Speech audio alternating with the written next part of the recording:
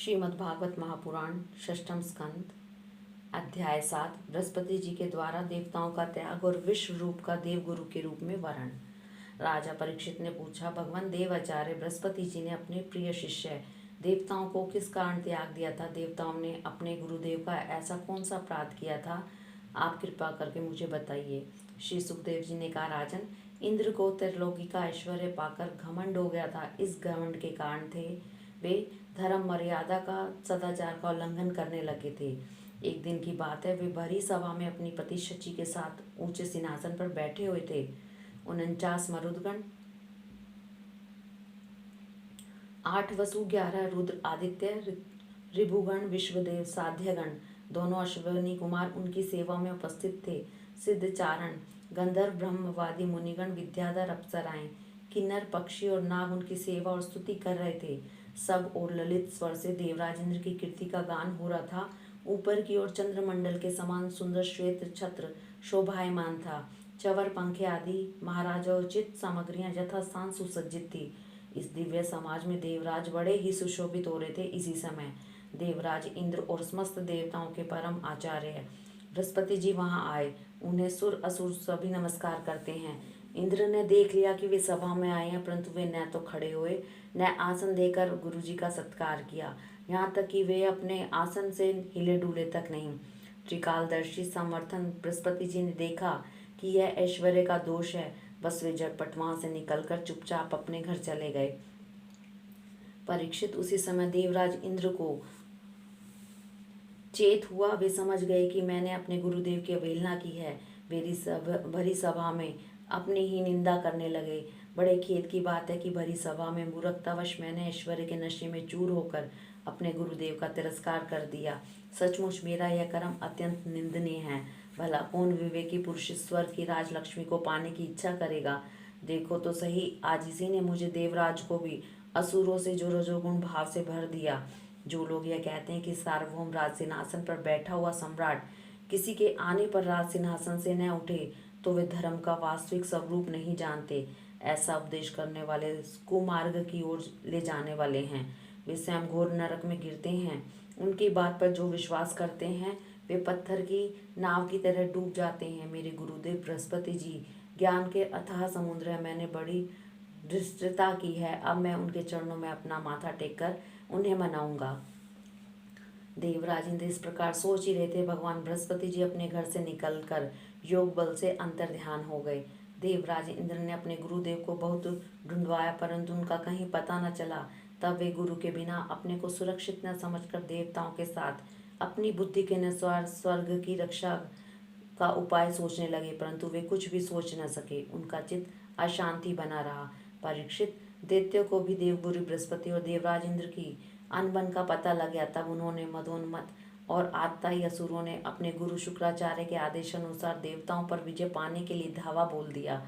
उन्हें देवताओं पर इतने तीखे तीखे बाणों की वर्षा की कि उनके मस्तक, जंघा, बाहु आदि अंग कट कट कर गिरने लगे। तब इंद्र के साथ सभी देवता सिर झुकाकर ब्रह्मा जी की चरण में गए। स्वयंभू एवं समर्थ ब्रह्मा जी ने देखा कि देवताओं की तो सचमुच ही बड़ी दुर्दशा हो रही है, अतः उनका हृदय करुणा से भर आया। वे देवताओं को धीरज बंधाते हुए कहने लगे, देवताओं, यह बड़े खेद की बात है। सचमुच तुम लोगों ने बहुत बुरा काम किया है। तुम लोगों ने ऐश्वर्य के मन से अंधे होकर ब्रह्मा जी वेदज्ञ एवं संयमी ब्राह्मण का सत्कार नहीं किया। देवताओं, तुम्हारी उसी अनीति का यह फल है कि आज समृद्धिशाली होने पर भी तुम्हें अपने निर्बल शत्रुओं के सामने नीचा देखना पड़ा। देवराज, देखो, तुम्हारे शत्रु भी पहले अपने गुरुदेव शुक्राचार्य का तिरस्कार करने के कारण अत्यंत निर्बल हो गए थे, परंतु अब भक्ति भाव से उनकी आराधना करके वे फिर जन धन से संपन्न हो गए हैं। देवताओं, मुझे तो ऐसा मालूम पड़ रहा है कि शुक्राचार्य को अपना आराध्य देव मानने वाले ये दैत्य लोग कुछ दिनों में मेरा ब्रह्मलोक भी छीन लेंगे। भृगुवंशियों ने इन्हें अर्थशास्त्र की पूरी पूरी शिक्षा दे रखी है। ये जो कुछ करना चाहते हैं उसका भेद तुम लोगों को नहीं मिल पाता। उनकी सलाह बहुत गुप्त होती है। ऐसी स्थिति में वे स्वर्ग को तो समझते ही क्या हैं। वे चाहे जिस लोग को जीत सकते हैं। सचमुच जो श्रेष्ठ मनुष्य ब्राह्मण गोविंद और गौओं को अपना सर्वस्व मानते हैं और जिन पर उनकी कृपा रहती है, उनका कभी अमंगल नहीं होता। इसलिए तुम लोग शीघ्र ही त्वष्टा के पुत्र विश्व रूप के पास जाओ और उन्हीं की सेवा करो। वे सच्चे ब्राह्मण, तपस्वी और संयमी हैं। यदि तुम लोग उनके असुरों के प्रति प्रेम को क्षमा कर सकोगे और उनका सम्मान करोगे तो वे तुम्हारा काम बना देंगे। जब ब्रह्मा जी ने देवताओं से इस प्रकार कहा तब उनकी चिंता दूर हो गई। वे त्वष्टा के पुत्र विश्वरूप ऋषि के पास गए और उन्हें हृदय से लगाकर कहने लगे, बेटे विश्वरूप, तुम्हारा कल्याण हो। हम तुम्हारे आश्रम पर अतिथि के रूप में आए हैं। हम एक प्रकार से तुम्हारे पितर हैं, इसलिए तुम हम लोगों की समयोचित अभिलाषा पूर्ण करो। जिन्हें संतान हो गई हो उन सत्पुरुषों का भी सबसे बड़ा यही धर्म है कि वे अपने पिता तथा अन्य गुरुजनों की सेवा करें। फिर जो ब्रह्मचारी है उनके लिए तो कहना ही क्या है। वत्स आचार्य, वेद की, पिता ब्रह्मा जी की, भाई इंद्र की और माता साक्षात पृथ्वी की मूर्ति होती है।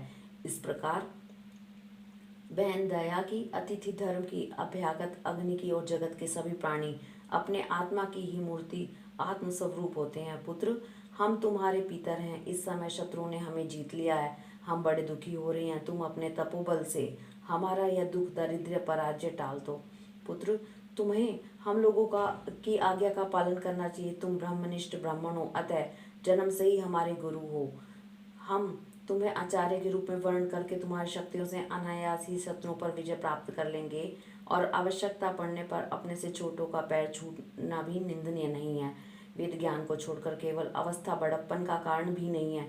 परीक्षित, जब देवताओं ने इस प्रकार विश्व रूप से पुरोहिती करने की प्रार्थना की तब परम तपस्वी विश्वरूप ने प्रसन्न होकर उनसे अत्यंत प्रिय और मधुर शब्दों में कहा, पुरोहिती का काम ब्रह्म तेज को क्षीण करने वाला, इसलिए धर्मशील महात्माओं ने उसकी निंदा की है। किंतु आप मेरे स्वामी हैं और लोकेश्वर होकर भी मुझसे उसके लिए प्रार्थना कर रहे हैं। ऐसी स्थिति में मेरे जैसा व्यक्ति भला आप लोगों को कोरा जवाब कैसे दे सकता है। मैं तो आप लोगों का सेवक हूँ। आपकी आज्ञा का पालन करना ही मेरा स्वार्थ है। देवगण, हम अकिंचन हैं। खेती कट जाने पर अथवा अनाज की हाट उठ जाने पर उसमें से गिरे हुए कुछ दाने चुग लेते हैं और उसी से अपने देव कार्य और पितृ कार्य संपन्न कर लेते हैं। लोकपालों, इस प्रकार जब मेरी जीविका चल ही रही है तब मैं पुरोहित की निंदनीय वृत्ति क्यों करूं। उससे तो केवल वे ही लोग प्रसन्न होते हैं जिनकी बुद्धि बिगड़ गई हो। जो काम आप लोग मुझसे करवाना चाहते हैं वह निंदनीय है। फिर भी मैं आपके काम से मुंह नहीं मोड़ सकता, क्योंकि आप लोगों की मांग ही कितनी है। इसलिए आप लोगों का मनोरथ मैं तन मन धन से पूरा करूंगा। श्री सुखदेव जी कहते हैं, परीक्षित, विश्वरूप बड़े तपस्वी थे। देवताओं से ऐसी प्रतिज्ञा करके उनके वर्ण करने पर भी वे बड़ी लगन के साथ उनकी पुरोहिती करने लगे। यद्यपि शुक्राचार्य ने अपने सुनीति बल से असुरों की संपत्ति सुरक्षित कर दी थी, फिर भी समर्थ विश्वरूप ने वैष्णवी विद्या के प्रभाव से उनसे वह संपत्ति छीनकर देवराज इंद्र को दिला दी। राजन, जिस विद्या से सुरक्षित होकर इंद्र ने असुरों की सेना पर विजय प्राप्त की थी, उसकी उदार बुद्धि विश्वरूप ने ही उन्हें उपदेश दिया था। हरिओम तत्सत।